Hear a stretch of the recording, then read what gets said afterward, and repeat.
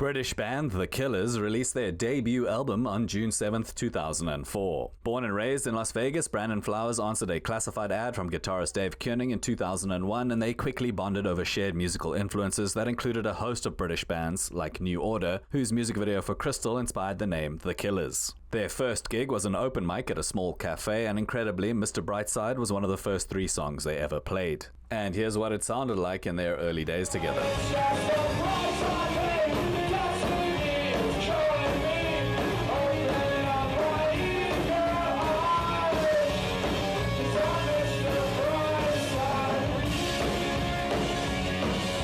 In a scene and era dominated by new metal, punk, and rap, The Killers' sound and look didn't gain much traction in their hometown. Flowers and Koenig persevered, and over the next year and a half swapped out their bassist and drummer and refined their sound, laying down 2 of Hot Fuss's other major hits, Somebody Told Me and Smile Like You Mean It. Still, they met with limited success, only catching a break in summer 2003 when their demo got into the hands of British label Lizard King, who signed the band without ever meeting them. Now with a deal in hand, the group hastily applied for passports and hopped across the pond. And in September 2003, they released Mr. Brightside as their debut single.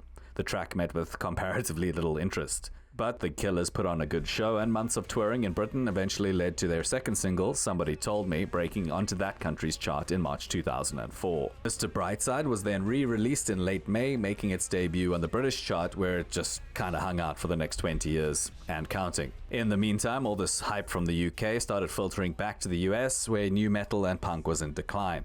Now finding a more receptive audience, they finally charted in their homeland for the first time in late 2004. The band was then, from a casual listener's point of view, imported back to the USA, famously featuring on the OC in December 2004, and then quickly exploding in 2005, becoming that year's best-selling group. Around this time, I personally met multiple people who assumed the Killers were British based on their sound, and even as late as 2009, this mistake was apparently still being made by some pretty high-profile people. I once saw an interview where the people asked Lady Gaga who her favorite British bands were, and she said The Killers and Pet Shop Boys.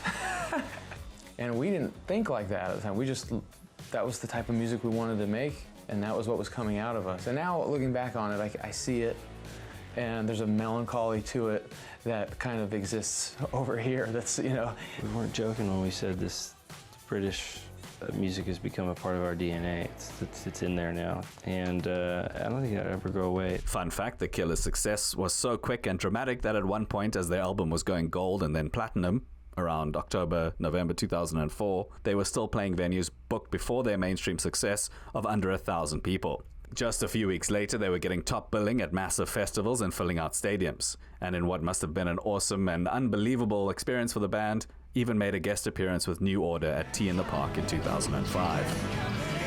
I don't know what to say. You don't care.